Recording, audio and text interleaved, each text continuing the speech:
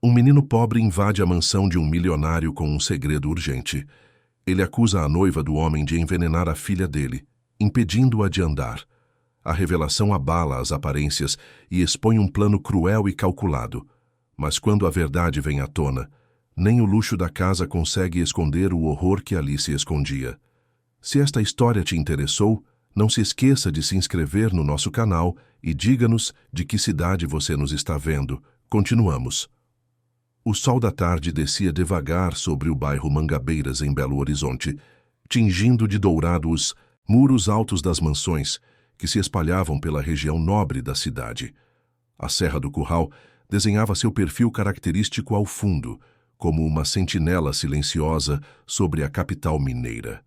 Entre portões de ferro e jardins meticulosamente cuidados, a residência dos Almeida se destacava pela imponência discreta. Era uma construção ampla de linhas modernas, cercada por palmeiras imperiais e canteiros de azaleias que perfumavam o ar com delicadeza. O portão automático de madeira maciça, o caminho de pedras portuguesas que levava até a entrada principal, as luminárias estrategicamente posicionadas, tudo ali havia sido pensado para transmitir sofisticação sem ostentação. Ali, tudo respirava ordem, controle e uma tranquilidade que parecia ensaiada. Dentro da casa, porém, a atmosfera carregava algo diferente.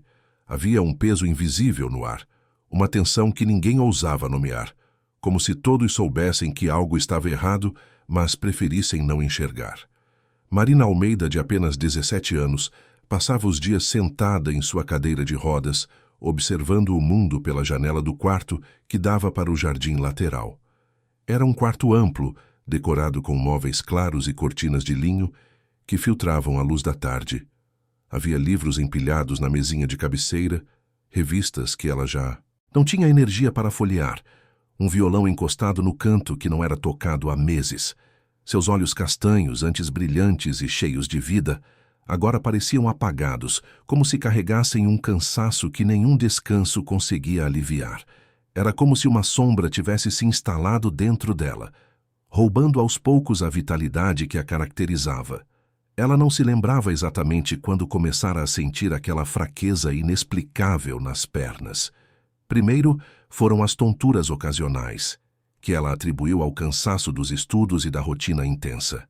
Depois vieram as dores musculares que a impediam de subir escadas, uma sensação estranha, de formigamento que subia pelas pernas e se espalhava pelo corpo. Houve aquela manhã em que caiu no banheiro e ficou no chão por vários minutos, sem forças para se levantar, até que alguém a encontrou. Em poucos meses, caminhar se tornou impossível. As pernas simplesmente não respondiam mais aos comandos do cérebro, como se a conexão entre mente e corpo tivesse sido cortada. Os médicos não encontravam respostas claras. Falavam em distúrbios neurológicos raros, em possíveis deficiências nutricionais, em tratamentos experimentais que talvez funcionassem com o tempo. Alguns sugeriram questões psicológicas, conversão somática, transtornos que transformavam sofrimento emocional em sintomas físicos. Outros descartavam completamente essa possibilidade e insistiam em causas orgânicas ainda não identificadas. Roberto Almeida, seu pai, um empresário influente do ramo de construção civil que construíra um império a partir do zero, não poupava recursos. Era um homem acostumado a resolver problemas, a encontrar soluções, a fazer as coisas acontecerem através de determinação e investimento. Consultou os melhores especialistas de Minas Gerais, pagou por exames caríssimos em clínicas particulares de São Paulo e até cogitou levar a filha para tratamento no exterior, em hospitais renomados na Suíça e nos Estados Unidos. Nenhum valor era alto demais quando se tratava da saúde de Marina. Mas nada mudava.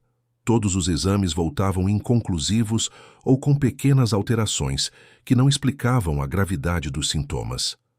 Marina continuava presa àquela cadeira e a cada dia parecia mais distante, mais silenciosa, mais resignada, como se estivesse desistindo de lutar. Roberto via a filha definhar diante de seus olhos e sentia uma impotência devastadora, algo que nunca havia experimentado antes em sua vida de conquistas e sucessos. Quem sempre estava ao lado dela era Verônica Drummond, a mulher elegante e impecável que se apresentava como terapeuta holística e coach de bem-estar. Verônica era alta, devia ter por volta de 40 anos, mas aparentava menos. Tinha cabelos escuros sempre presos em um coque perfeito, usava roupas claras e sofisticadas que pareciam saídas de revistas de moda. Falava com voz suave e pausada e possuía aquele dom raro de fazer qualquer pessoa se sentir especial e compreendida com apenas algumas palavras bem escolhidas. Havia algo quase hipnótico na forma como conduzia as conversas, sempre sabendo exatamente o que dizer, quando tocar no braço de alguém com empatia calculada, quando permanecer em silêncio para parecer profunda e sábia. Verônica havia entrado na vida da família Almeida 2 anos antes, durante um evento beneficente no Palácio das Artes, aquele icônico conjunto arquitetônico na região da Pampulha que abrigava os principais eventos culturais da capital mineira. Naquela noite de gala, o salão estava repleto de empresários, artistas, políticos e figuras proeminentes da sociedade belo-horizontina. A causa era nobre, algo relacionado a instituições de apoio a crianças carentes, e Roberto comparecera por obrigação social mais do que por interesse genuíno. Ele estava ali, cumprindo seu papel de empresário influente, quando Verônica se aproximou durante o coquetel, segurando uma taça de champanhe e usando um vestido azul marinho que realçava sua elegância natural. Ela cativara Roberto com sua conversa envolvente sobre equilíbrio emocional, propósito de vida, a importância de cuidar da mente tanto quanto do corpo, sobre como a verdadeira prosperidade vinha de dentro e não de conquistas materiais, e sobre cura através da mente. Usava termos como energia vital, alinhamento interior, despertar da consciência, ressonância vibracional, tudo dito com tanta convicção que parecia fazer sentido, mesmo para alguém pragmático como Roberto. Ele estava vulnerável na época, ainda tentando se recuperar da perda recente da esposa, Laura, que havia partido repentinamente após uma complicação de saúde que ninguém conseguiu prever nem, mesmo com todos os recursos disponíveis. Laura fora o amor da vida de Roberto, sua parceira em absolutamente tudo, a mulher que o apoiara quando ele não tinha nada além de sonhos e ambição e comemorou cada vitória ao seu lado como se fosse dela também. Perder Laura deixara um vazio imenso, um buraco que ele não sabia como preencher e nem se deveria tentar. Verônica apareceu naquele momento de fragilidade máxima, oferecendo conforto, compreensão e uma presença constante que parecia preencher, ainda que temporariamente, aquele vazio lancinante que ameaçava engolir Roberto por completo. Em pouco tempo, ela se tornou parte indispensável da rotina familiar. Começou visitando a casa semanalmente para sessões de meditação e aconselhamento. Depois, passou a ir diariamente. Logo estava morando em um dos quartos de hóspedes, justificando que Marina precisava de acompanhamento integral. Roberto, absorvido pelos negócios e emocionalmente exausto, aceitou sem questionar. Afinal, Verônica parecia genuinamente preocupada com o bem-estar de sua filha. Era ela quem preparava os chás calmantes, organizava a rotina de medicamentos naturais, acompanhava Marina em todas as refeições e garantia que a jovem seguisse um regime rigoroso de suplementos vitamínicos. Marina, no entanto, sentia algo estranho. Não conseguia definir exatamente o que era, mas havia momentos em que, ao tomar os chás que Verônica preparava com tanto cuidado, sentia uma sonolência súbita, seguida de tonturas e uma confusão mental que a deixava desorientada por horas. Tentou falar com o pai algumas vezes, mas sempre que começava a expressar suas desconfianças, Verônica estava por perto, desviando a conversa com habilidade, sugerindo que Marina estava cansada demais, que precisava descansar, que o estresse estava afetando sua lucidez. Roberto, cada vez mais dependente da opinião de Verônica, acabava concordando, mas havia alguém que observava tudo com atenção redobrada. Caio era um menino de apenas 12 anos, filho de Joana, a cozinheira dedicada que trabalhava na casa dos Almeida há quase uma década. Joana começara ali como ajudante de cozinha e com os anos assumira a responsabilidade completa pela alimentação da família, preparando desde o café da manhã até os jantares mais elaborados, quando Roberto recebia visitas de negócios. Caio frequentava a residência todos os dias, após as aulas na escola municipal do bairro vizinho, fazendo os deveres de casa na cozinha, sempre sentado à mesinha do canto, enquanto a mãe terminava o trabalho. Era um garoto esperto, observador, curioso por natureza, com aquele olhar, atento e penetrante que não deixava nada escapar, o tipo de criança que percebe detalhes que adultos ignoram por estarem ocupados demais com suas próprias questões.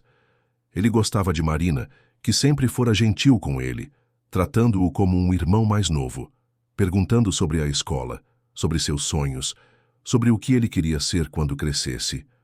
Ver a jovem naquele estado de fragilidade doía em Caio, de uma forma que ele não conseguia explicar direito. E ele notava coisas que os adultos, distraídos por suas próprias preocupações e responsabilidades, simplesmente não percebiam. Caio via quando Verônica acrescentava algo estranho, nos chás de Marina, sempre quando ninguém estava olhando. Ele reparava como ela escondia pequenos frascos no bolso do casaco antes de entrar na cozinha. Observava a expressão tensa no rosto da jovem após cada refeição supervisionada por Verônica. E, aos poucos, começou a juntar as peças de um quebra-cabeça perturbador. Certa tarde, Caio estava no jardim ajudando o jardineiro a regar as plantas quando viu Verônica atravessar o corredor lateral em direção à despensa. Ela olhou para os lados com cautela antes de entrar. O menino, movido pela intuição, aproximou-se discretamente e espiou pela fresta da porta. Viu Verônica abrir um pequeno frasco de vidro e despejar algumas gotas em uma garrafa térmica, que minutos depois seria levada ao quarto de Marina. Quando ela saiu, Caio esperou alguns instantes e entrou na despensa. Procurou pelo frasco, mas ele já havia desaparecido. Naquela noite, enquanto ajudava a mãe a organizar a cozinha, Caio reuniu coragem para falar. Joana estava lavando a louça, o rosto cansado após um dia inteiro de trabalho. Ela adorava aquela família. Roberto sempre fora justo e respeitoso. E Marina, antes de adoecer, era uma menina doce e gentil. Ver a jovem definhar daquele jeito partia o coração de Joana. «Mãe, eu preciso te contar uma coisa», disse Caio, a voz baixa e séria. Joana secou as mãos no avental e olhou para o filho. «O que foi, meu amor? É sobre a dona Verônica. Acho que ela está fazendo algo com a Marina». Joana franziu a testa. «Como assim, fazendo algo?» Caio engoliu seco.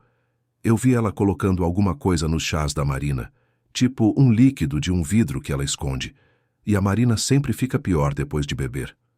Joana sentiu um arrepio percorrer a espinha. «Caio, você tem certeza do que está dizendo? Isso é muito sério». «Tenho sim, mãe. Já vi várias vezes.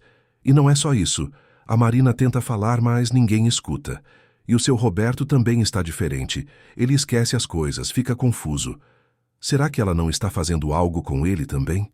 Joana ficou em silêncio por um longo momento, o coração acelerado. Sempre achara Verônica um pouco artificial, com aquele sorriso perfeito demais e aquela voz que parecia calculada em cada palavra. Mas jamais imaginaria algo tão sinistro. Ao mesmo tempo, não podia ignorar a possibilidade. Afinal, ninguém entendia por que Marina piorava cada vez mais apesar de todos os tratamentos.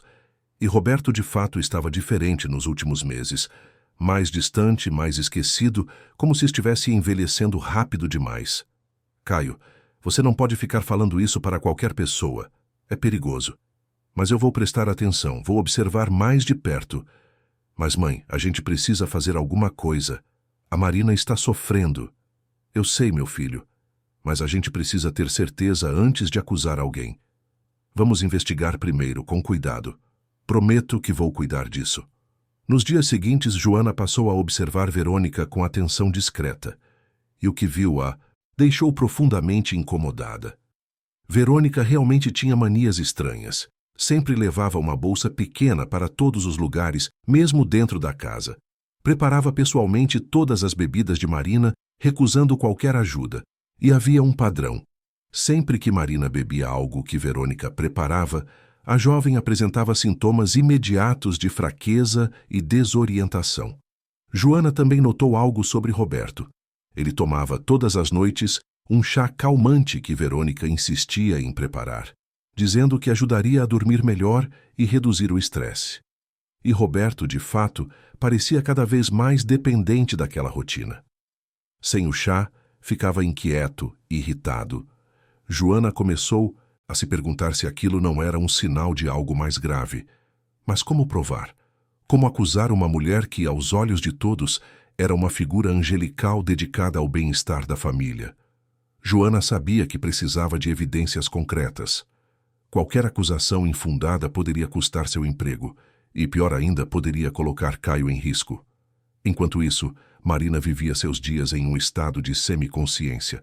Havia momentos de clareza em que sua mente despertava e ela tentava entender o que estava acontecendo com seu corpo. Por que suas pernas não respondiam? Por que sua memória falhava constantemente? Por que sentia que estava perdendo o controle sobre sua própria vida. Ela tentava resistir, recusava alguns dos chás, fingia tomar os suplementos. Mas Verônica sempre estava atenta, sempre supervisionando, sempre garantindo que tudo fosse consumido. Uma tarde, Marina estava sozinha no quarto quando Caio entrou com uma bandeja de frutas que sua mãe havia preparado. O menino olhou para os lados, certificando-se de que Verônica não estava por perto, e se aproximou da jovem. Marina, posso te fazer uma pergunta? Marina ergueu os olhos, surpresa com a seriedade no tom do garoto. Claro, Caio. Você confia na Verônica? A pergunta pegou Marina de surpresa. Ela ficou em silêncio por um momento, processando. Havia algo na forma como Caio perguntou que parecia carregar um peso maior do que as palavras em si. Por que você está perguntando isso? Caio hesitou, mas decidiu continuar. Porque eu acho que ela não é quem diz ser, e acho que você sente isso também. Marina sentiu o coração acelerar. Pela primeira vez em meses, alguém estava validando aquela sensação estranha que a acompanhava, aquele desconforto que não conseguia explicar. Ela quis responder, quis confirmar as suspeitas de Caio, mas antes que pudesse falar, ouviram passos no corredor. Verônica estava chegando. Caio rapidamente deixou a bandeja na mesinha ao lado da cama e saiu do quarto, o coração disparado. Verônica entrou com seu sorriso habitual, carregando uma xícara de chá fumegante. Marina, querida, trouxe seu chá da tarde. Vai te fazer bem. Marina olhou para a xícara, então para Verônica, e algo dentro dela se recusou a ceder. Hoje não quero, Verônica. Estou sem vontade. O sorriso de Verônica vacilou por uma fração de segundo. Mas, Marina, você sabe que precisa manter a rotina. É importante para sua recuperação. Eu disse que não quero. Houve um silêncio tenso. Verônica colocou a xícara na mesinha, o sorriso agora mais forçado. Está bem, vou deixar aqui caso mude de ideia. Mas lembre-se, estou fazendo isso pelo seu bem. Quando Verônica saiu, Marina olhou para a xícara. Pela primeira vez, permitiu-se questionar seriamente. E se Caio estivesse certo? E se tudo aquilo não fosse apenas azar ou doença inexplicável? E se alguém, propositalmente, estivesse sabotando sua saúde? A ideia era tão perturbadora que Marina sentiu náuseas, mas também sentiu algo que não sentia há muito tempo. Raiva. Raiva por estar naquela situação. Raiva por não conseguir se defender. Raiva por ter sido reduzida àquela condição de fragilidade e dependência. Naquela noite, Marina tomou uma decisão. Ela precisava descobrir a verdade. E para isso, precisaria da ajuda de pessoas em quem pudesse confiar. Caio e Joana eram sua única esperança. Enquanto a lua cheia iluminava os jardins da mansão, dentro daquela casa aparentemente perfeita, forças opostas começavam a se mover. De um lado, Verônica, com seus planos obscuros e sua máscara de bondade. Do outro, um menino corajoso, uma mãe determinada e uma jovem que, mesmo enfraquecida, se recusava a desistir de lutar pela própria vida. E era apenas o começo de uma batalha que revelaria segredos muito mais profundos e perturbadores do que qualquer um poderia imaginar. Os dias seguintes foram de observação silenciosa e tensão crescente. Joana cumpria suas tarefas na cozinha com a mesma dedicação de sempre, mas agora seus olhos estavam atentos a cada movimento de Verônica, a cada gesto aparentemente inocente que pudesse revelar algo suspeito. Caio, por sua vez, continuava frequentando a casa após as aulas, mas agora carregava um peso diferente nos ombros. Não era mais apenas um menino fazendo lição de casa. Era alguém que sabia de algo grave e sentia a responsabilidade de provar o que via. Era uma carga pesada demais para alguém tão jovem, mas ele não recuava. Marina precisava dele, mesmo que ela ainda não soubesse disso completamente. Certa manhã, Roberto desceu para o café mais tarde que o habitual. Tinha olheiras profundas, como se não tivesse dormido direito há semanas. Sentou-se à mesa da varanda envidraçada que dava para o jardim, aquele espaço que Laura tanto amava e onde costumava tomar café lendo o jornal aos domingos. Joana serviu-lhe café fresco, pão de queijo ainda quente e frutas picadas. Roberto mal tocou na comida. Ficou olhando para o vazio, a xícara de café esfriando entre suas mãos. Joana, você não acha que eu estou diferente ultimamente? A voz dele saiu baixa, quase um sussurro, como se tivesse medo da própria pergunta. Ele parecia menor sentado ali, mais frágil, como se o peso de tudo que carregava estivesse finalmente dobrando seus ombros largos de empresário acostumado a carregar responsabilidades. Joana hesitou. Era uma oportunidade, mas também um risco imenso. Como responder sem parecer invasiva ou desrespeitosa? Como dizer a verdade sem soar como alguém que ultrapassa os limites da relação entre patrão e funcionária? Ela escolheu as palavras com cuidado. O senhor tem passado por muita coisa, seu Roberto. Perder a dona Laura, ver a Marina nessa situação, carregar todo o peso da empresa sozinho. É natural se sentir cansado, sobrecarregado. Não é só cansaço, Joana. É como se minha cabeça estivesse envolta em névoa constante. Eu esqueço compromissos importantes, confundo datas, perco o fio das conversas no meio de reuniões cruciais. Ontem, durante uma apresentação para investidores estrangeiros, não consegui lembrar o nome de um parceiro com quem trabalho há 5 anos. 5 anos, Joana. Um homem que esteve ao meu lado em negócios fundamentais e seu nome simplesmente evaporou da minha memória. Tive que disfarçar, improvisar, e foi humilhante. Ele parou, passou a mão pelo rosto, exausto. E a Marina? Ela não melhora. Às vezes acho que ela piora com cada dia que passa. Como pode isso?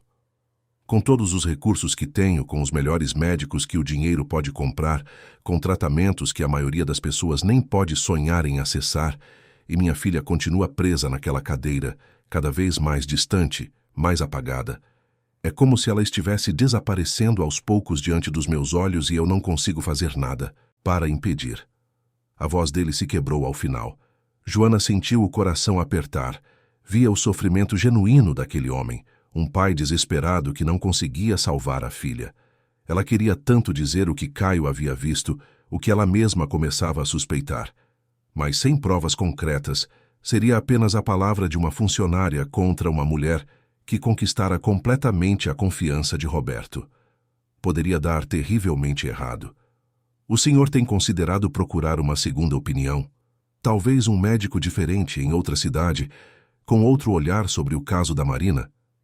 Roberto suspirou fundo.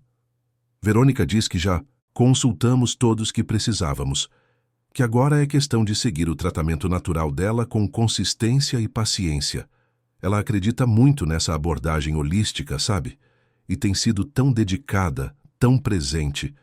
Não sei o que seria de nós sem ela. Ali estava, a dependência emocional completa. Verônica havia tecido uma teia tão sutil, tão bem construída, que Roberto não via mais nada além do que ela queria que ele visse. Joana entendeu, naquele momento, que precisaria de algo mais do que palavras para abrir os olhos dele. Precisaria de evidências irrefutáveis.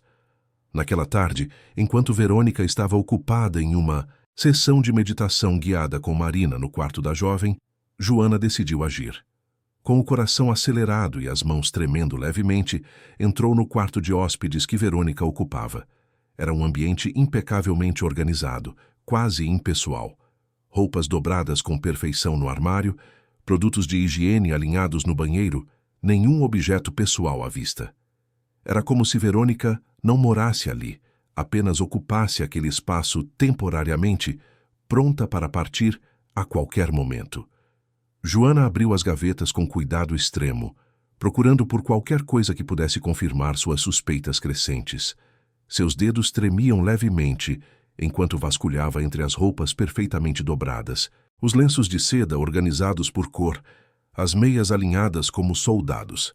Na terceira gaveta, escondida sob uma pilha de lenços de seda cor de vinho, encontrou uma pequena bolsa de couro macio, do tipo que se usa para guardar joias ou documentos importantes.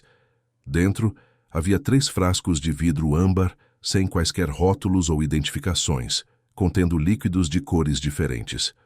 Um era completamente transparente, quase como água pura. Outro era levemente amarelado, com uma tonalidade que lembrava mel muito diluído.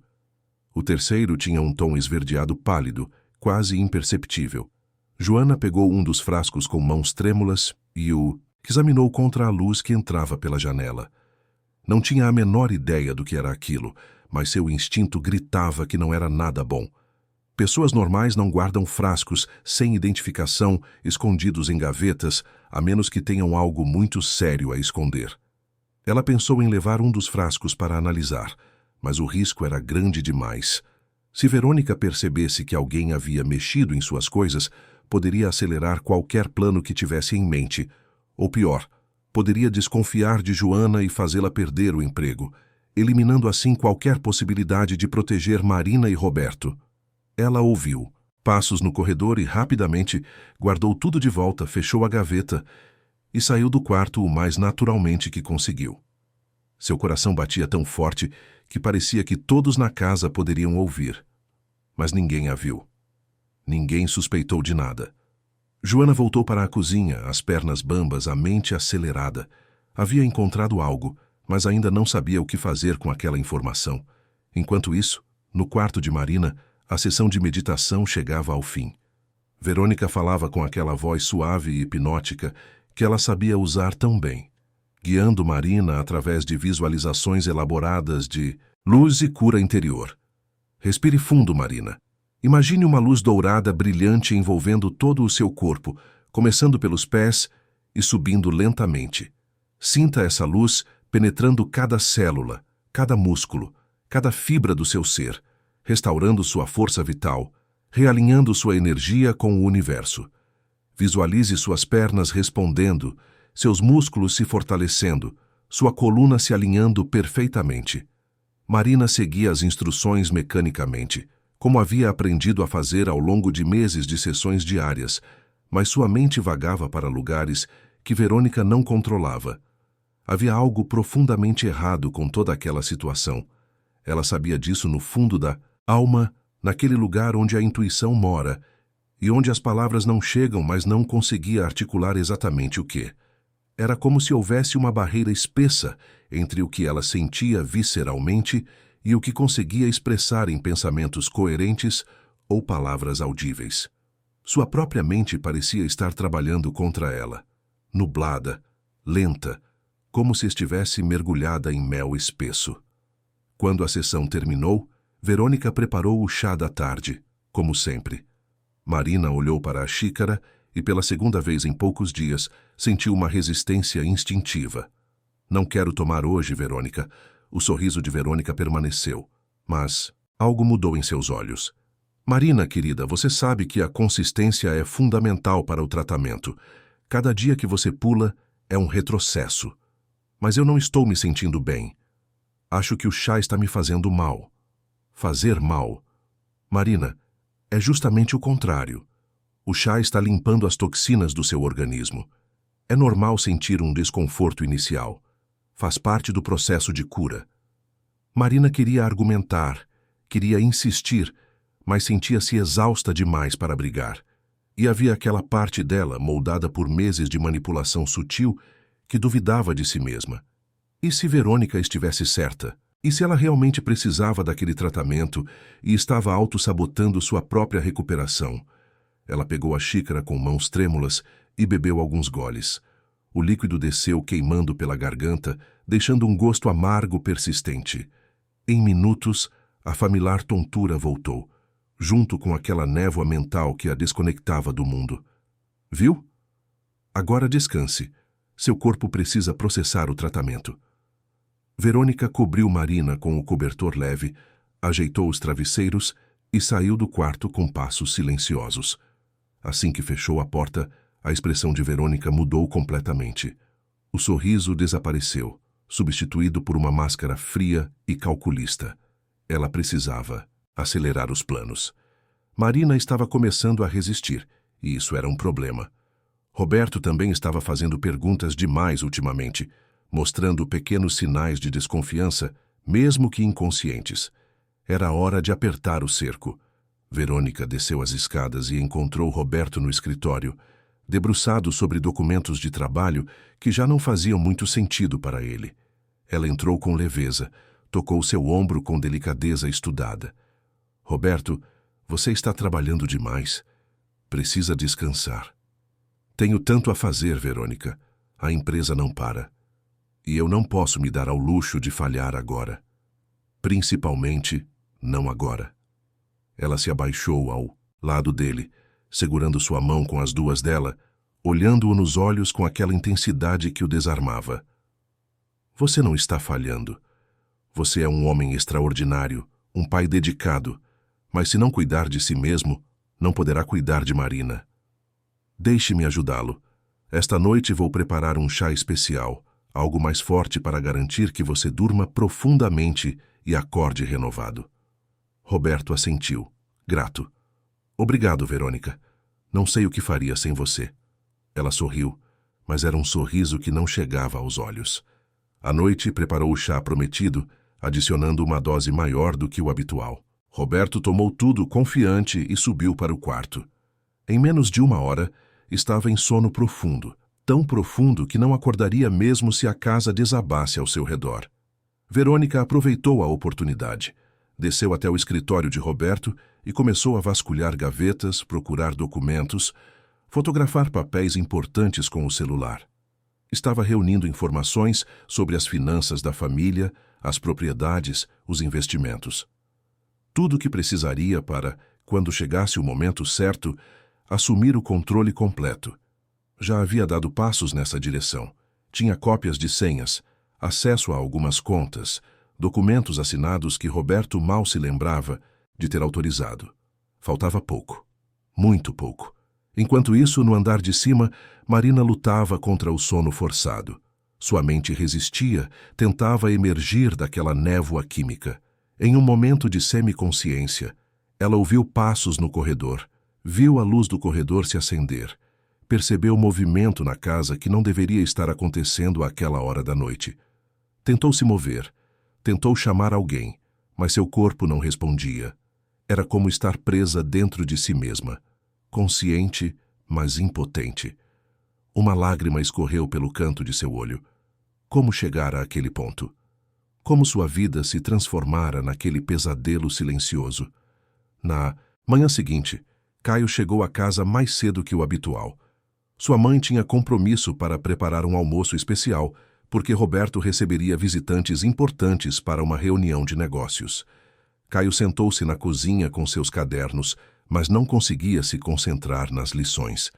Sua cabeça estava cheia de preocupações sobre Marina e sobre o que ele e a mãe haviam descoberto. Foi então que aconteceu algo inesperado. Marina, reunindo todas as forças que ainda tinha, conseguiu movimentar a cadeira de rodas sozinha e sair do quarto. Desceu pelo elevador que haviam instalado na casa para facilitar sua locomoção e foi até a cozinha, onde sabia que encontraria Joana e Caio. Quando chegou à porta, estava pálida, tremendo, mas havia determinação em seus olhos. Joana se assustou ao vê-la. Marina, o que você está fazendo aqui? Deveria estar descansando. Preciso conversar com vocês. Marina olhou para Caio, depois para Joana. Eu sei que vocês sabem de alguma coisa. Vi a forma como Caio me olhou outro dia. Vi como você, Joana, tem observado a Verônica. E eu preciso saber. Preciso saber se estou ficando louca ou se realmente tem algo errado acontecendo comigo. O silêncio que se seguiu foi carregado de significado. Joana e Caio trocaram olhares, uma comunicação silenciosa entre mãe e filho. Era o momento da verdade.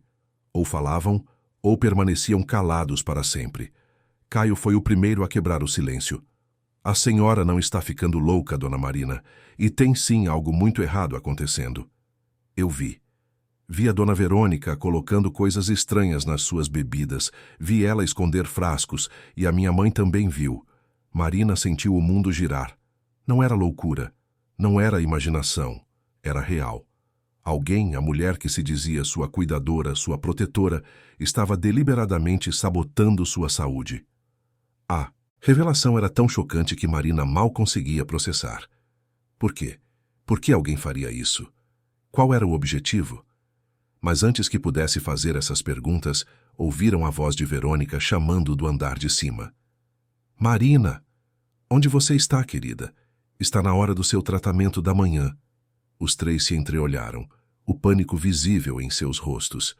Marina precisava voltar antes que Verônica desconfiasse de algo. Mas agora tudo havia mudado. A verdade estava revelada, ainda que parcialmente, e eles precisariam decidir rapidamente o que fazer com essa informação antes que fosse tarde demais. Marina segurou a mão de Caio com força, seus olhos cheios de lágrimas, mas também de gratidão. Obrigada por ter coragem quando eu não tive. Obrigada por me dizer a verdade. Caio apenas assentiu, emocionado. Vamos descobrir como ajudar a senhora. Prometo. Marina voltou para o quarto, fingindo que apenas descera para buscar água. Verônica a recebeu com aquele sorriso de sempre, aparentemente sem suspeitar de nada. Mas algo havia mudado irreversivelmente. Marina agora sabia que estava em perigo.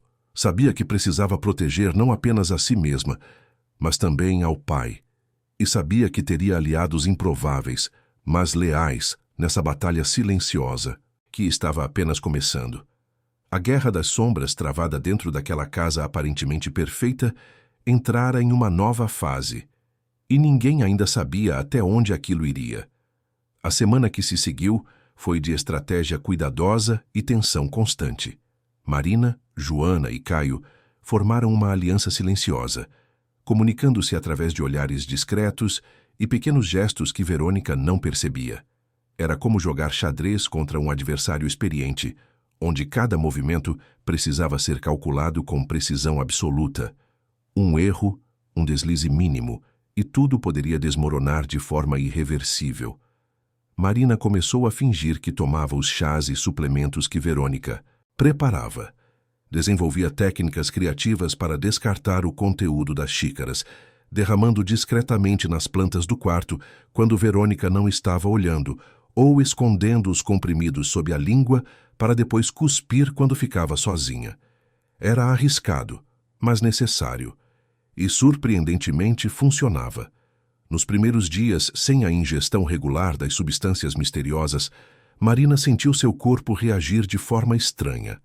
Passou por momentos de tremores intensos, suores frios noturnos que encharcavam os lençóis, dores de cabeça lancinantes que pareciam partir seu crânio ao meio. Eram sintomas de abstinência, embora ela não soubesse nomear exatamente assim naquele momento. Seu organismo, acostumado à presença constante daquelas substâncias, protestava contra a ausência delas.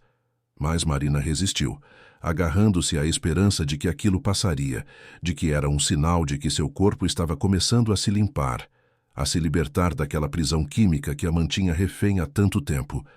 E ela estava certa.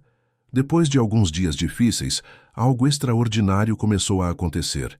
A névoa mental que a acompanhava constantemente, aquela sensação de estar sempre meio adormecida, meio desconectada da realidade, começou a se dissipar gradualmente, como uma cortina pesada sendo puxada lentamente para revelar a luz do sol brilhante do lado de fora. Seus pensamentos ficaram mais claros, mais nítidos, organizados de forma coerente e lógica pela primeira vez em meses. A memória, que havia se tornado fragmentada, confusa, cheia de lacunas inexplicáveis, começou a se reconstituir peça por peça. Marina se lembrava de conversas inteiras, de detalhes específicos de eventos passados, de momentos que antes pareciam perdidos para sempre, em um buraco negro de esquecimento. Era como recuperar partes de si mesma que haviam sido roubadas sem que ela percebesse. E mais impressionante e emocionante ainda, começou a sentir suas pernas novamente. Primeiro, foi apenas um formigamento sutil, quase imperceptível, como se milhares de pequenas agulhas estivessem acordando músculos que haviam estado em hibernação forçada. Depois, veio a capacidade surpreendente de mover os dedos dos pés, um movimento mínimo que a fez chorar de emoção pura, lágrimas de alegria e alívio escorrendo pelo rosto. Era um milagre aparentemente pequeno, mas que significava o mundo inteiro para alguém que acreditava ter perdido para sempre o controle sobre o próprio corpo. Em seguida, conseguiu contrair os músculos das panturrilhas, sentir a força retornando gradualmente às suas pernas. Cada pequeno progresso era uma vitória monumental, uma prova viva e incontestável de que não havia nada de fundamentalmente errado com ela, além daquilo que estava sendo deliberadamente e cruelmente induzido por alguém em quem confiava. Mas Marina sabia que precisava esconder essas melhorias de Verônica. Se a mulher percebesse que o tratamento não estava mais funcionando, poderia suspeitar de algo, intensificar as doses ou mudar de estratégia de forma perigosa. Então Marina continuou fingindo a mesma fraqueza, a mesma confusão mental, a mesma dependência total. Era uma atuação exaustiva e emocionalmente desgastante, mas essencial para sua sobrevivência e para o sucesso do plano que estava sendo tecido nas sombras. Enquanto isso, Joana tentava encontrar uma forma de conseguir provas concretas contra Verônica. Precisava de algo irrefutável, algo que não pudesse ser negado ou explicado. Depois de muito pensar, decidiu que precisava de ajuda externa, alguém que pudesse analisar o conteúdo daqueles frascos misteriosos.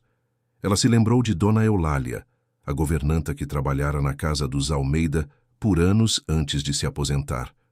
Eulália tinha um sobrinho farmacêutico que trabalhava em um laboratório de análises clínicas no bairro Santa Efigênia, no centro de Belo Horizonte.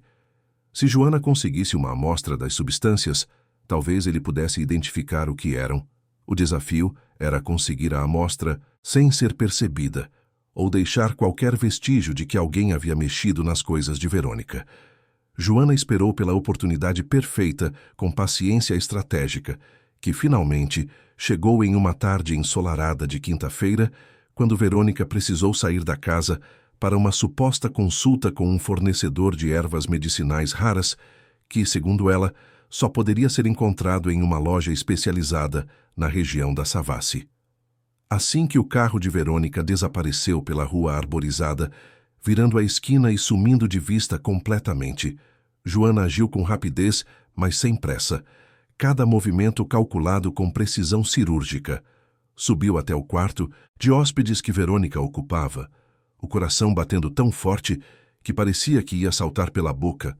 Abriu a gaveta onde estavam os frascos misteriosos guardados e, com mãos tremendo visivelmente de nervosismo e adrenalina, despejou uma pequena quantidade de cada líquido em tubos de ensaio vazios que havia conseguido comprar discretamente em uma farmácia do bairro vizinho alguns dias antes. Teve o cuidado de não pegar muito, apenas o suficiente para a análise, para que Verônica não percebesse a diferença no nível dos líquidos dentro dos frascos. Guardou os tubos cuidadosamente em uma sacola térmica que havia trazido de casa exatamente para esse propósito. Escondeu tudo no fundo de sua bolsa grande de tecido florido, fechou a gaveta exatamente como estava, verificou 2 vezes se havia deixado tudo no lugar certo e saiu da casa sob o pretexto perfeitamente plausível de ir ao supermercado do bairro comprar ingredientes frescos para o jantar especial que Roberto havia pedido.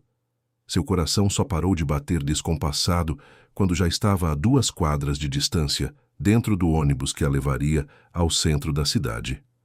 No laboratório, o sobrinho de Dona Eulália, um jovem de olhos inteligentes chamado Rafael, recebeu as amostras com seriedade profissional. Joana inventou uma história sobre estar preocupada com produtos que sua patroa usava, querendo ter certeza de que eram seguros.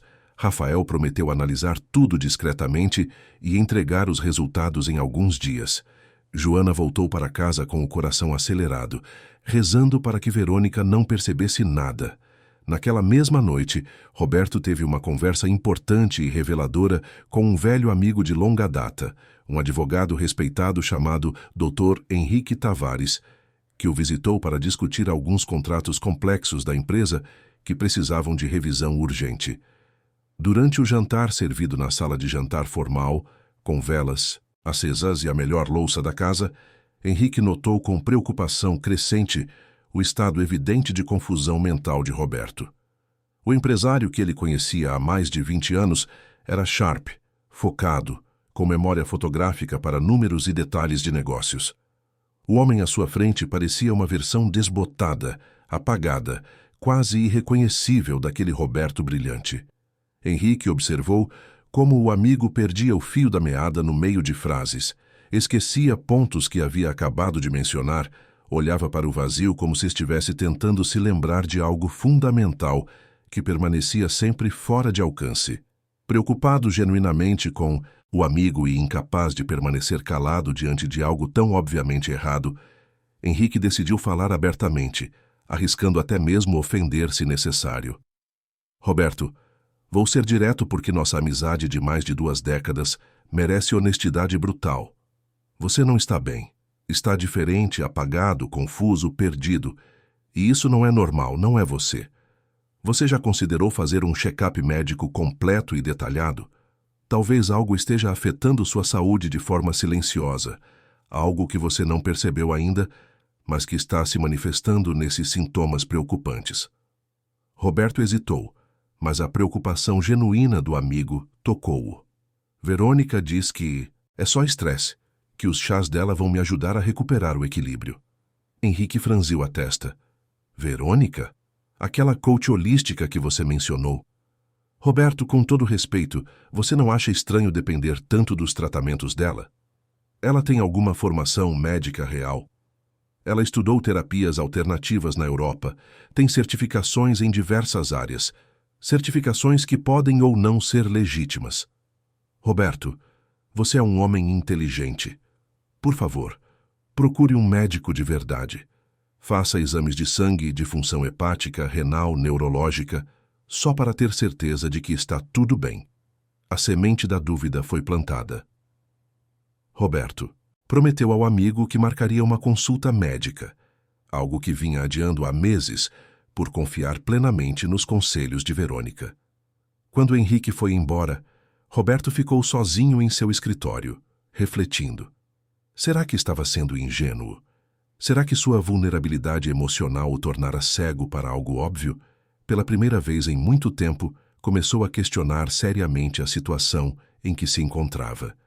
No dia seguinte, os resultados das análises ficaram prontos. Rafael ligou para Joana com urgência, pedindo que ela fosse ao laboratório o mais rápido possível. Quando chegou lá, o rosto sério do rapaz a assustou imediatamente. Joana, o que você me trouxe não são suplementos naturais nem nada inofensivo. São substâncias controladas, algumas delas altamente perigosas quando usadas de forma inadequada. Ele mostrou o laudo técnico, explicando em termos que ela pudesse entender. O líquido transparente continha benzodiazepínicos em alta concentração, medicamentos que causam sedação profunda, confusão mental e dependência quando usados continuamente. O líquido amarelado tinha uma combinação de relaxantes musculares que, em doses prolongadas, podiam causar fraqueza muscular severa, dificuldade de movimento e até paralisia temporária. O líquido esverdeado era o mais preocupante, continha traços de substâncias que afetavam o sistema nervoso central, causando desorientação, perda de memória e alterações cognitivas graves. Isso aqui não pode estar sendo dado a alguém sem acompanhamento médico rigoroso, Rafael afirmou com gravidade. Se essas substâncias estão sendo administradas a uma pessoa diariamente, sem prescrição, sem supervisão, isso não é apenas irresponsável. É algo muito mais sério. Joana saiu do laboratório com o laudo nas mãos e o coração disparado. Finalmente tinha a prova concreta que precisava. Mas agora vinha a parte mais difícil: convencer Roberto da verdade antes que fosse tarde demais. Quando chegou em casa, Joana encontrou Marina sozinha no jardim de inverno, aproveitando um momento em que Verônica estava ocupada no andar de cima. Mostrou o laudo para a jovem, que leu cada palavra com lágrimas escorrendo pelo rosto. Era real. Tudo o que ela havia temido, tudo o que havia sentido, mas não conseguia provar, estava ali documentado em termos científicos frios e precisos. Precisamos mostrar isso para o seu pai, Marina. Agora, antes que ela descubra que sabemos de algo. Marina assentiu, mas estava aterrorizada. E se o pai não acreditar? E se Verônica conseguir convencê-lo de que é mentira? Vamos ter que arriscar, porque se não fizermos nada, a situação só vai piorar. Para você e para ele. Naquela noite, Joana pediu para falar com Roberto em particular, algo inusitado que chamou sua atenção imediatamente. Eles se encontraram no escritório, longe de ouvidos indiscretos. Joana, com a voz firme, mas as mãos tremendo, entregou-lhe o laudo laboratorial e explicou tudo. As observações de Caio, os frascos escondidos no quarto de Verônica, as melhorias inexplicáveis de Marina quando parava de tomar os chás, os sintomas que ele mesmo vinha experimentando. Roberto leu o documento com incredulidade crescente. A princípio quis negar, achou impossível, absurdo demais para ser verdade. Verônica era dedicada, cuidadosa, sempre tão preocupada com o bem-estar deles. Como poderia estar fazendo algo tão horrível? Mas à medida que lia os detalhes técnicos, as substâncias identificadas, as concentrações perigosas, algo dentro dele se quebrou. Todas as peças começaram a se encaixar de forma aterrorizante. Sua confusão mental progressiva, os lapsos de memória, a deterioração contínua de Marina, apesar de todos os tratamentos, a dependência que sentia dos chás noturnos, a forma como Verônica sempre estava por perto, sempre controlando tudo. "Onde está a Marina agora?" ele perguntou com voz rouca. "No quarto dela, esperando." Roberto subiu as escadas com passos pesados, sentindo como se estivesse acordando de um pesadelo longo, para descobrir que o pesadelo era a realidade. Entrou no quarto de Marina e viu a filha, frágil, mas com os olhos brilhantes de esperança e medo. "Pai." A voz dela saiu fraca, mas clara. "Eu tentei te contar. Tentei tantas vezes, mas ninguém me ouvia." Roberto se ajoelhou ao lado da cadeira de rodas, segurando as mãos da filha com força, lágrimas escorrendo livremente pelo rosto. "Me perdoa, Marina. Me perdoa por ter sido tão cego, tão estúpido. Eu deveria ter percebido. Deveria ter te protegido. Ainda dá tempo, pai. Ainda podemos fazer alguma coisa. Mas o que fazer?" Confrontar Verônica diretamente era arriscado. Ela poderia fugir, destruir evidências, ou pior, tentar algo desesperado. Chamar a polícia parecia a opção mais sensata, mas também havia complicações. Roberto era uma figura pública, e um escândalo daquele tamanho poderia ter repercussões enormes para ele e para a empresa. Mas mais importante do que qualquer consideração sobre reputação ou negócios era a segurança de Marina e a necessidade de garantir que Verônica não fizesse mal a mais ninguém. Roberto tomou uma decisão. Ligou para Dr. Henrique, seu amigo advogado, e explicou a situação completa. Henrique, experiente em casos delicados, sugeriu um plano: reunir todas as evidências possíveis, incluir testemunhos, e então envolver as autoridades de forma estratégica para garantir que Verônica fosse detida sem possibilidade de fuga ou represálias. Eles precisariam agir rápido, mas com inteligência. Enquanto os planos eram traçados, Verônica continuava na casa, completamente alheia ao fato de que suas ações haviam sido descobertas. Ela preparava o jantar como sempre, arrumava os chás noturnos, mantinha sua rotina meticulosa. Mas algo estava diferente no ar. Roberto a tratava de forma mais fria, mais distante. Marina recusava mais tratamentos do que aceitava. E Joana a observava com uma intensidade nova, quase acusatória. Verônica começou a sentir que algo estava errado, mas ainda não conseguia identificar exatamente o que. Seus instintos, porém, estavam alerta.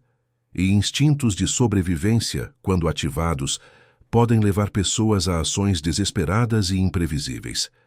A madrugada chegou pesada sobre a casa dos Almeida. Roberto não conseguiu dormir uma única hora, revirando-se na cama king size que um dia dividira com Laura, agora ocupando sozinho aquele espaço imenso e frio. Sua mente trabalhava sem parar, processando tudo que havia descoberto, revivendo cada momento dos últimos 2 anos, cada decisão que tomara, cada sinal que ignorara. Como pôde ser tão cego? Como permitiu que uma estranha entrasse em sua vida, em sua casa, e assumisse controle sobre tudo que ele amava? A culpa o corroía por dentro, uma sensação visceral de ter falhado como pai, como protetor, como o homem que deveria ter mantido sua família em segurança. Mas não havia tempo para mergulhar nessa culpa paralisante.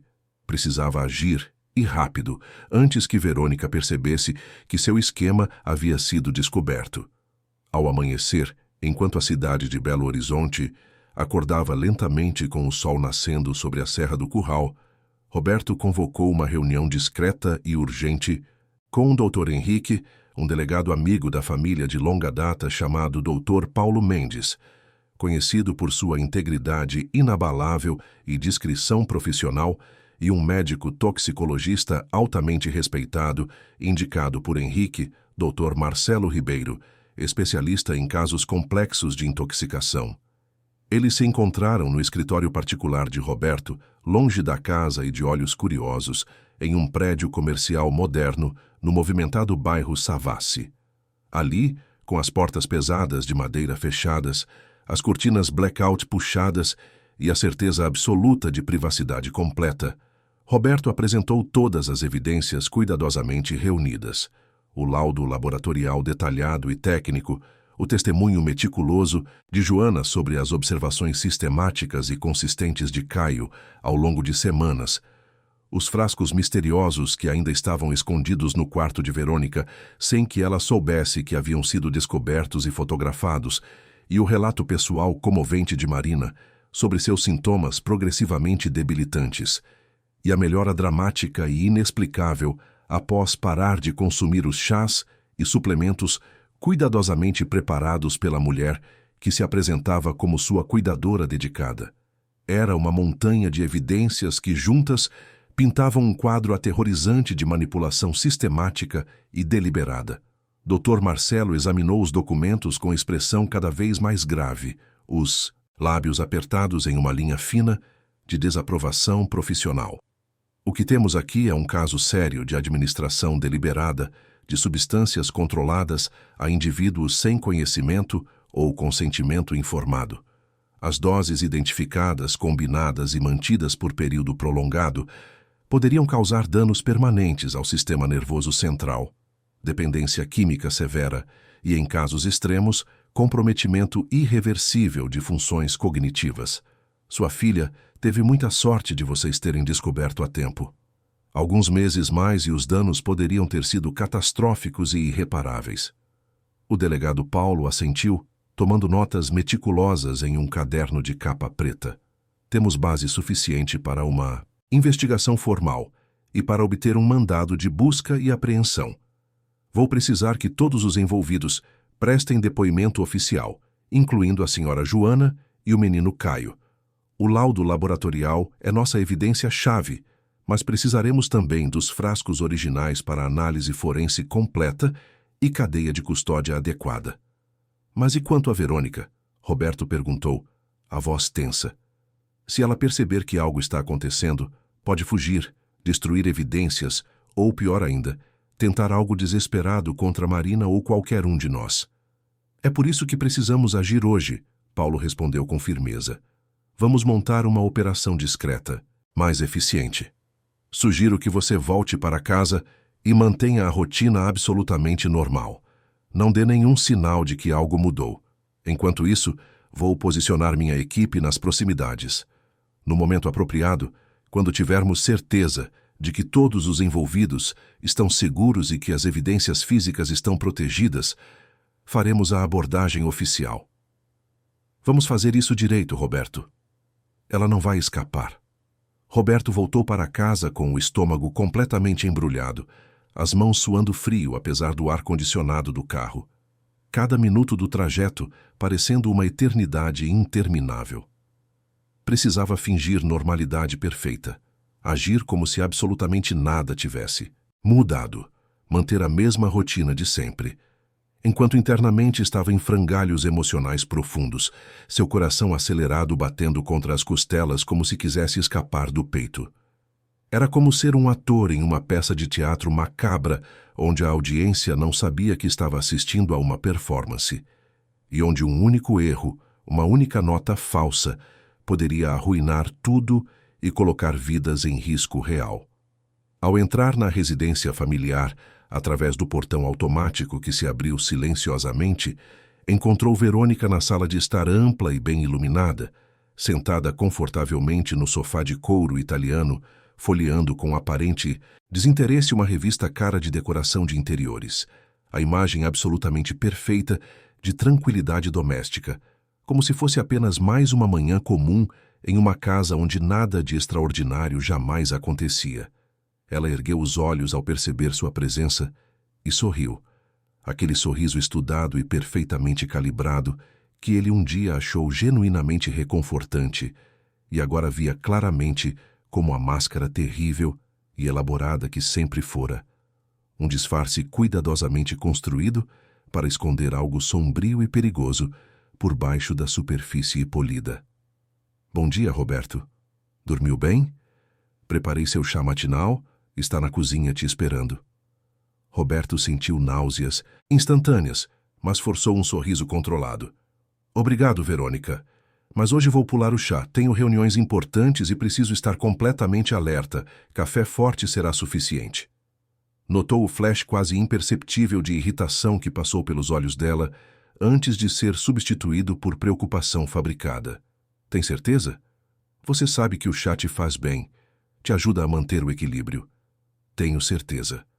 Obrigado pela preocupação. Roberto desviou o olhar e subiu as escadas, sentindo o peso do olhar dela em suas costas. Sabia que Verônica estava começando a desconfiar de algo. Ela era inteligente, astuta e havia sobrevivido até ali sendo extremamente cautelosa e atenta a mudanças sutis de comportamento. No quarto de Marina, pai e filha tiveram um momento privado e intensamente emocional.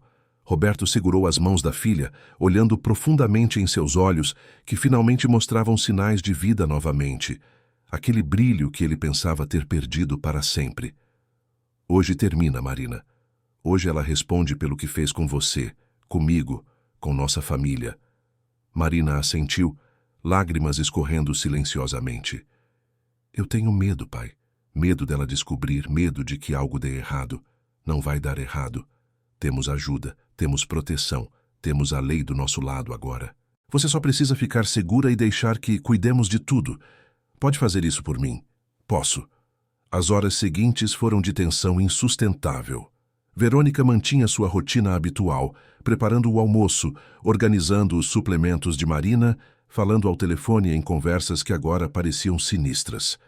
Roberto a observava discretamente, percebendo detalhes que antes passavam despercebidos.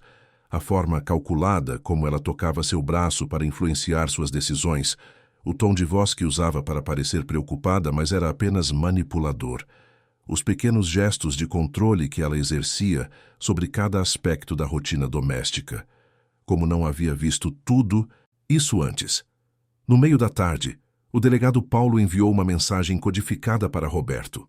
Equipe posicionada, aguardando o sinal. Roberto sabia que precisava criar uma situação que justificasse a intervenção imediata, algo que não deixasse margem para negociação ou fuga.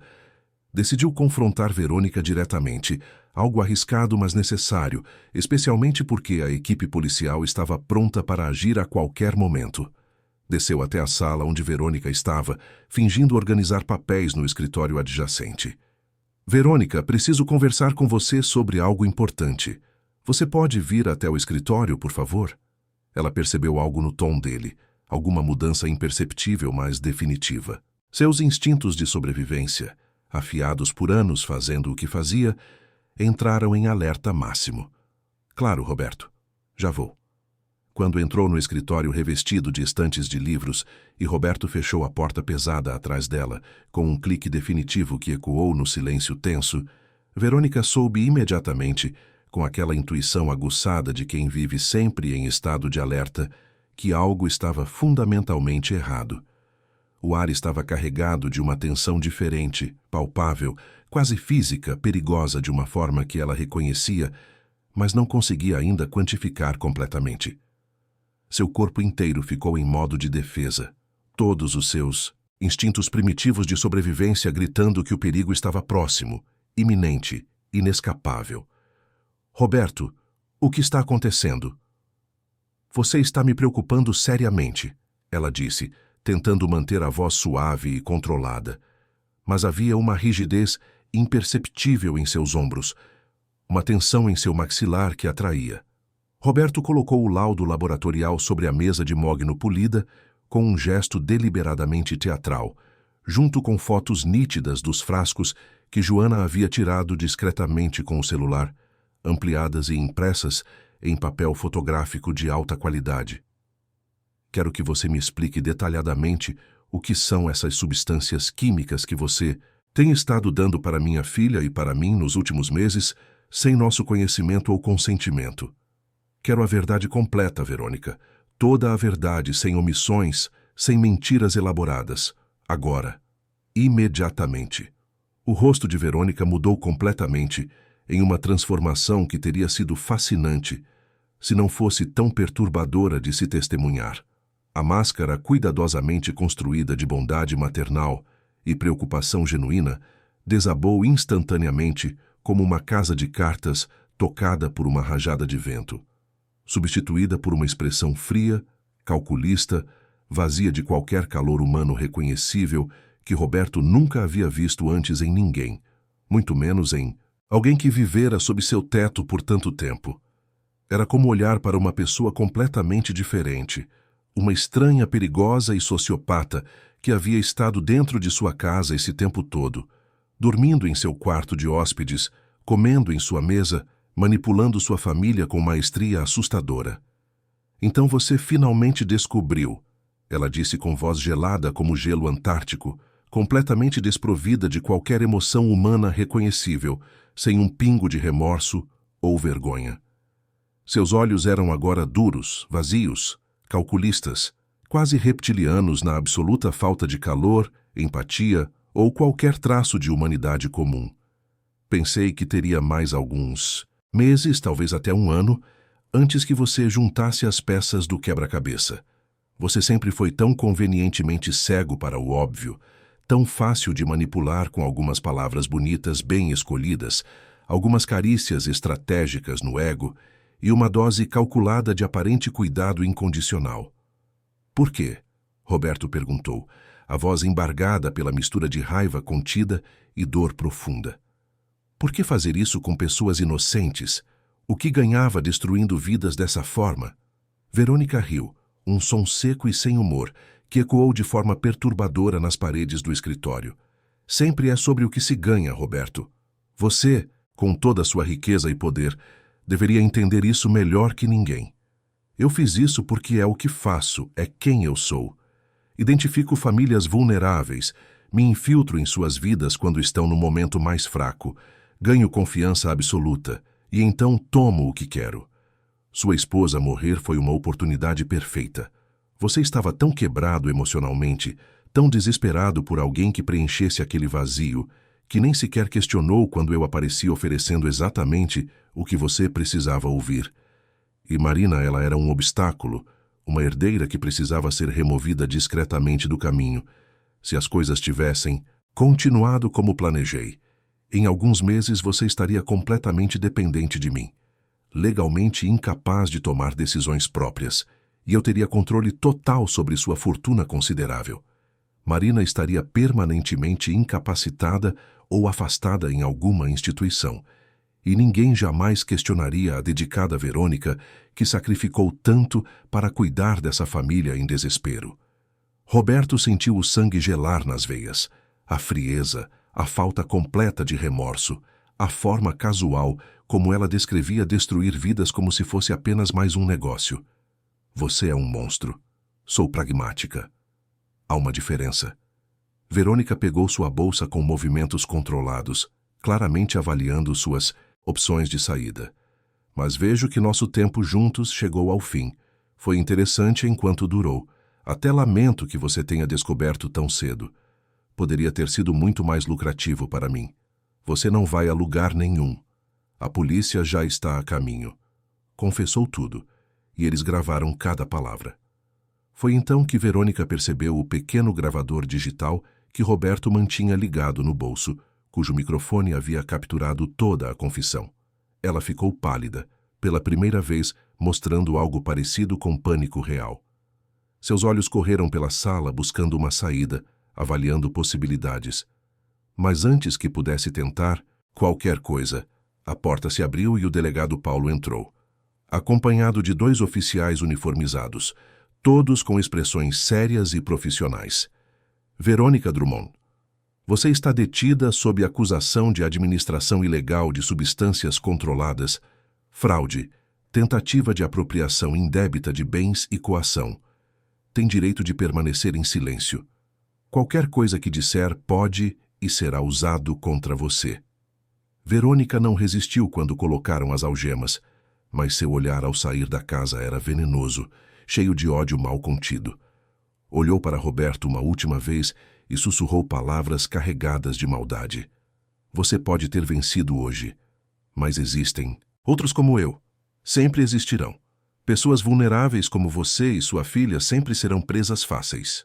Roberto não respondeu imediatamente. Apenas observou em silêncio pesado e carregado de significado enquanto a levavam pela porta da frente, algemas brilhando sob a luz do sol da tarde. Oficiais de ambos os lados segurando seus braços com firmeza profissional. Sentia-se simultaneamente aliviado de que tudo finalmente havia terminado, exausto física e emocionalmente de uma forma que nunca havia experimentado em toda a sua vida, enraivecido pela traição brutal e calculada, e profundamente abalado até o âmago de seu ser pela magnitude do que quase acontecera, pela proximidade terrível do precipício sobre o qual haviam estado equilibrados sem perceber.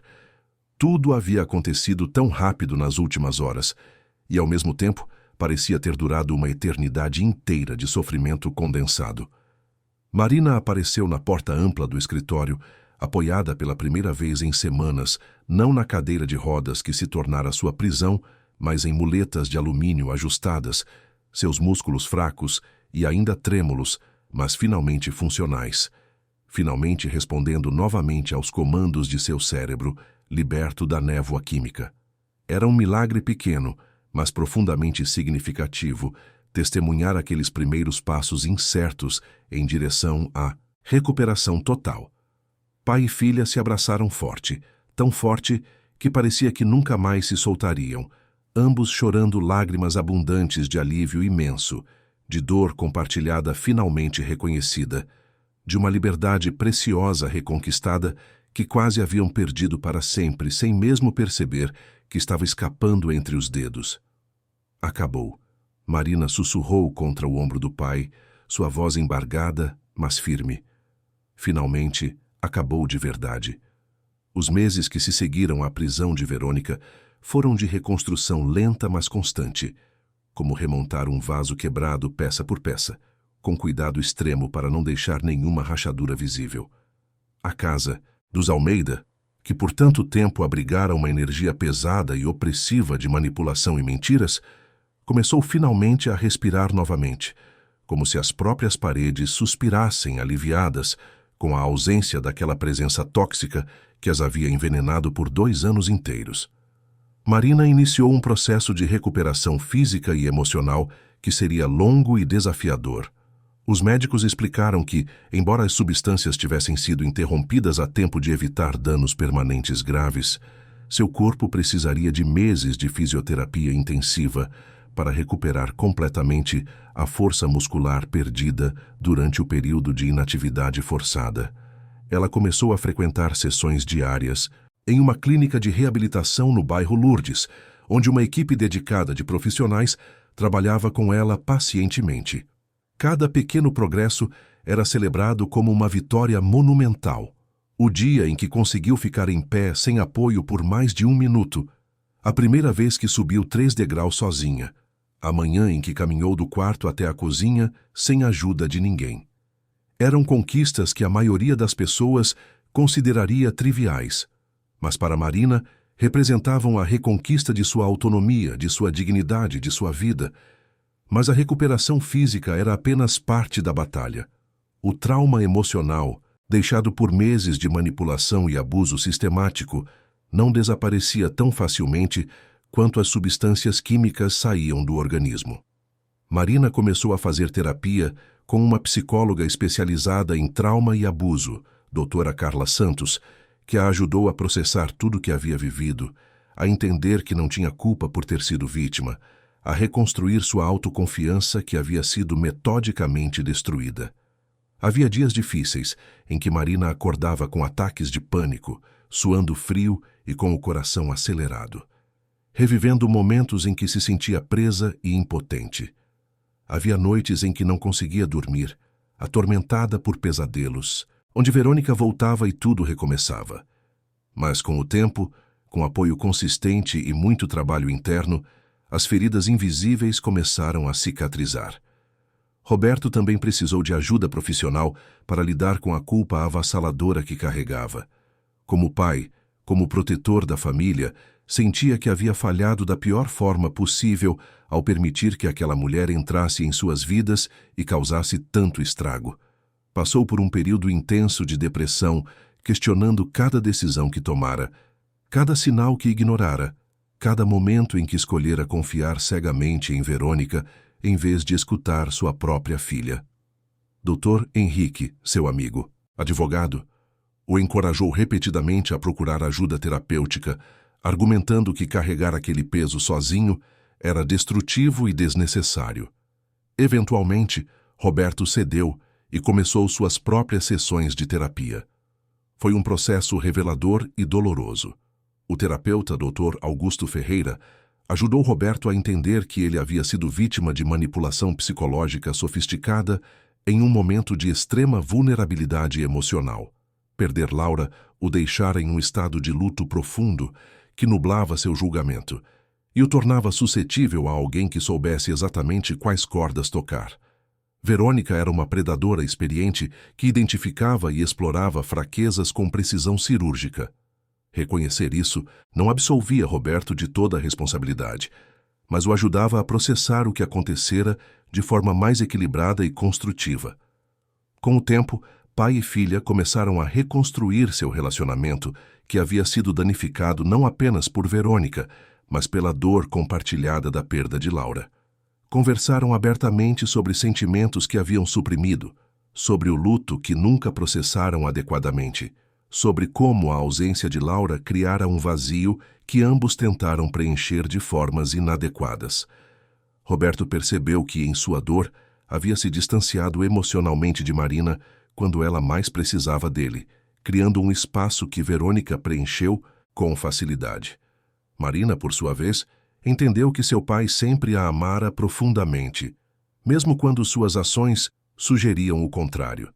Era um processo de cura mútua, de redescoberta, de reconstrução de confiança. Joana e Caio também foram profundamente afetados por toda a situação. O menino de 12 anos que havia tido a coragem de denunciar o que via, mesmo sabendo dos riscos, recebeu o reconhecimento que merecia. Roberto conversou longamente com ele, agradecendo sua bravura e perspicácia, qualidades que haviam literalmente salvado vidas. Caio, em sua inocência e sabedoria infantil, respondeu que apenas fez o que qualquer pessoa deveria fazer ao ver alguém sofrendo, tentar ajudar. Mas ambos sabiam que nem todos teriam tido aquela coragem, especialmente considerando a diferença de poder e posição entre um menino pobre e uma mulher aparentemente respeitável em uma casa de ricos. Roberto tomou uma decisão significativa. Ofereceu apoio completo para a educação de Caio, pagando uma escola particular de qualidade e criando um fundo educacional que garantiria que o menino pudesse estudar até onde seu talento e dedicação o levassem. Não era uma recompensa, Roberto esclareceu, mas um reconhecimento de que aquele menino tinha um potencial extraordinário que merecia ser cultivado. Caio aceitou com gratidão humilde, prometendo que nunca desperdiçaria aquela oportunidade. Anos depois, aquele investimento se provaria um dos melhores que Roberto já fizera, não financeiramente, mas humanamente. Quanto a Verônica, seu caso tornou-se manchete nos jornais de Belo Horizonte por semanas. A investigação policial revelou que ela não agia sozinha, mas fazia parte de uma rede de golpistas que se especializava em identificar famílias ricas em momentos de vulnerabilidade, infiltrar-se em suas vidas e manipulá-las para obter acesso a fortunas. Verônica tinha um histórico de vítimas anteriores em outras cidades, sempre usando métodos similares: aproximação durante eventos sociais, ganhar confiança, através de aparente cuidado e compreensão, isolar a vítima de outras influências e então administrar substâncias que causavam dependência e confusão mental, enquanto manipulava questões legais e financeiras. O julgamento foi longo, complexo e amplamente coberto pela mídia local e nacional. Repórteres acampavam na frente do fórum, câmeras prontas para capturar cada momento, cada expressão, cada reviravolta no caso que havia chocado a sociedade belo-horizontina. Verônica tentou várias estratégias de defesa ao longo das semanas de julgamento. Primeiro, alegou que estava apenas tentando ajudar com tratamentos alternativos completamente legítimos que, infelizmente, foram mal compreendidos por pessoas leigas em medicina holística. Quando essa defesa foi facilmente desmantelada pelos laudos científicos e testemunhos de especialistas, mudou de tática e começou a culpar as próprias vítimas, argumentando que eram ingênuas demais, facilmente manipuláveis e que qualquer pessoa razoável teria questionado seus métodos muito antes. Sua advogada, uma profissional competente, mas visivelmente desconfortável com o caso que precisava defender, tentou argumentar circunstâncias atenuantes, problemas psicológicos da ré, infância difícil, traumas não resolvidos. Mas nada funcionou diante do peso esmagador das evidências apresentadas pela acusação. As evidências eram simplesmente devastadoras e incontestáveis. O laudo laboratorial detalhando as substâncias perigosas e suas concentrações alarmantes. A gravação, clara e nítida da confissão completa, onde Verônica admitia friamente seus atos e motivações. Testemunhos emocionantes e detalhados de Joana, Caio, Marina e Roberto, que pintavam um quadro consistente e perturbador de manipulação sistemática, além de evidências documentais de tentativas anteriores de manipulação financeira através de documentos forjados, procurações falsas e transferências bancárias suspeitas. Outros membros da rede criminosa também foram identificados durante investigações paralelas que se ramificaram por vários estados brasileiros, revelando um esquema muito maior e mais organizado do que qualquer um havia inicialmente imaginado. Havia uma estrutura completa, com pessoas especializadas em diferentes aspectos do golpe. Alguns identificavam alvos potenciais, outros se infiltravam nas famílias, outros cuidavam da parte química das substâncias, e havia até advogados corruptos que ajudavam a transferir bens legalmente, uma vez que as vítimas estivessem suficientemente incapacitadas. Verônica foi condenada a uma pena significativa que refletia a gravidade de seus atos e o número de vítimas que havia deixado pelo caminho. Durante o julgamento, nunca demonstrou remorso genuíno. Quando teve a oportunidade de falar, ofereceu desculpas vazias e mecânicas que claramente não sentia. O juiz, ao proferir a sentença, comentou sobre a frieza calculista com que ela destruíra vidas, observando que pessoas assim representavam um perigo real à sociedade e mereciam ser afastadas dela pelo maior tempo possível. Marina, que assistiu ao julgamento junto com o pai, sentiu uma mistura complexa de emoções ao ver Verônica sendo levada algemada. Havia satisfação em ver justiça sendo feita, mas também uma tristeza profunda ao perceber que aquela mulher elegante e aparentemente cuidadosa era, na verdade, tão vazia e destrutiva por dentro. Como alguém poderia viver assim, causando dor deliberadamente sem sentir nada?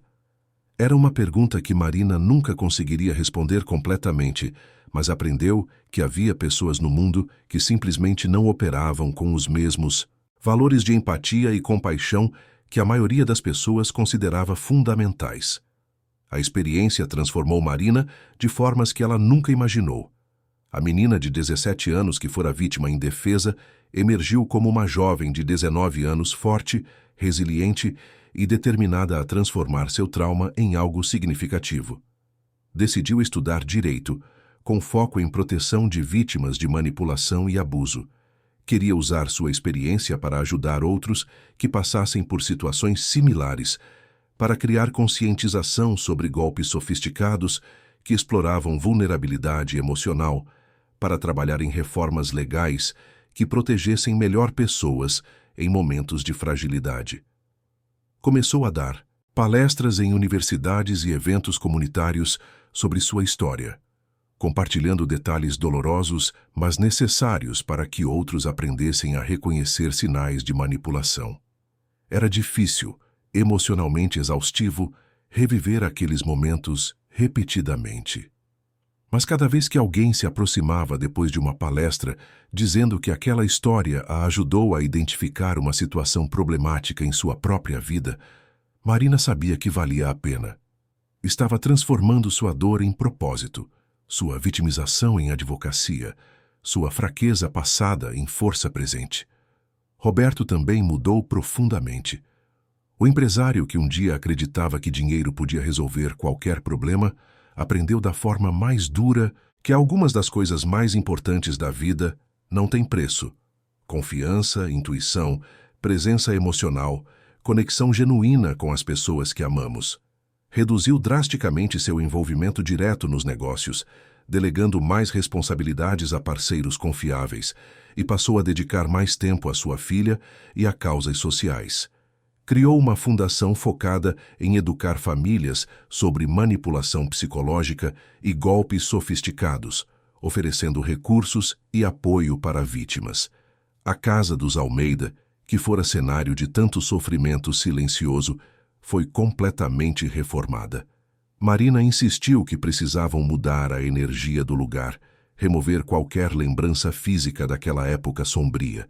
Pintaram as paredes com cores mais claras e vibrantes, removeram móveis que carregavam memórias ruins, renovaram o jardim que Laura tanto amava e transformaram o quarto que Verônica ocupara em um espaço completamente diferente. Um estúdio de arte onde Marina podia expressar suas emoções através da pintura, uma nova paixão que descobrira durante a recuperação. Caio, agora estudando em uma das melhores escolas particulares da cidade, continuava visitando a casa regularmente. Tornara-se parte da família de uma forma orgânica e bonita. Roberto o via quase como um filho adotivo e Marina como o irmão mais novo que nunca tivera. Joana, orgulhosa além das palavras do filho que criara para ser corajoso e compassivo, continuava trabalhando na casa, mas agora com uma dinâmica completamente diferente. Não era mais apenas uma funcionária, mas uma amiga querida, parte essencial da nova família que havia nascido das cinzas da antiga. Numa tarde de domingo, 3 anos após os eventos que quase destruíram suas vidas, a família reunida sentou-se no jardim renovado. Marina, agora caminhando perfeitamente e cursando direito na UFMG, lia um trecho de um livro que estava escrevendo sobre sua experiência. Roberto, cabelos ligeiramente grisalhos, mas olhos mais brilhantes e presentes do que em anos, ouvia, com atenção orgulhosa. Caio, agora um adolescente de 15 anos maduro além de sua idade, fazia perguntas perspicazes sobre as reflexões de Marina. Joana servia suco natural de frutas que ela mesma preparara, sorrindo ao ver aquelas 3 pessoas que amava conectadas de forma tão genuína. No que você está pensando, pai? Marina perguntou, notando o olhar distante de Roberto. Ele suspirou fundo. Estou pensando em como quase perdi você. Em como quase perdi a mim mesmo. E em como, de alguma forma estranha e dolorosa, tudo isso nos trouxe para onde precisávamos estar. Não estou agradecido pelo sofrimento. Nunca estarei. Mas sou grato pelo que aprendemos, pelas pessoas que nos tornamos, pela família que reconstruímos. Marina segurou a mão do pai. Eu também. E sabe o que mais aprendi? Que o mal existe, que pessoas terríveis fazem coisas terríveis. Mas também aprendi que bondade existe, que coragem importa. E que mesmo nos momentos mais escuros, sempre há uma luz. Mesmo que seja apenas a pequena chama de um menino de 12 anos que se recusou a ficar calado quando viu injustiça. Caio, sem jeito com o elogio, desviou o olhar. Eu só fiz o certo. E isso, Roberto, disse com voz emocionada. É exatamente o ponto. Você simplesmente fez o certo, mesmo quando era difícil, mesmo quando era assustador, mesmo quando ninguém te pedia para fazer.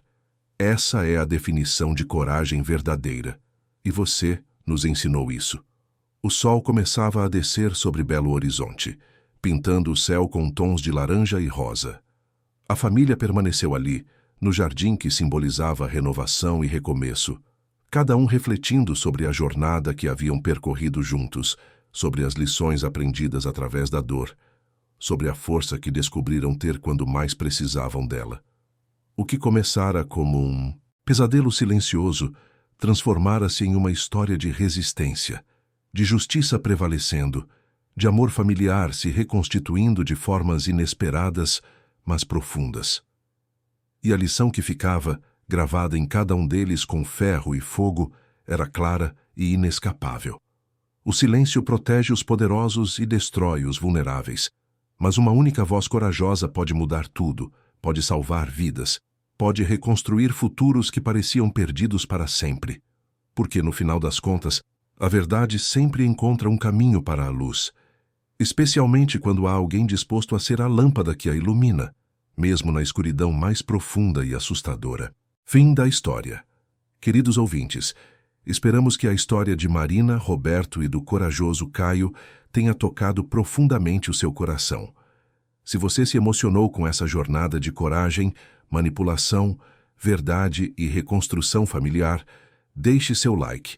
Inscreva-se no nosso canal e conte nos comentários qual momento mais te marcou nessa história. Foi a descoberta inicial de Caio? A luta de Marina para recuperar sua vida? O confronto final com Verônica? Queremos saber o que mais ressoou com você. Todos os dias, trazemos histórias intensas e emocionantes como essa, narrativas que revelam o lado mais profundo, complexo e verdadeiro da alma humana e das relações que nos definem. Te esperamos no próximo episódio com uma nova história que vai tocar seu coração e fazer você refletir sobre a vida de formas inesperadas.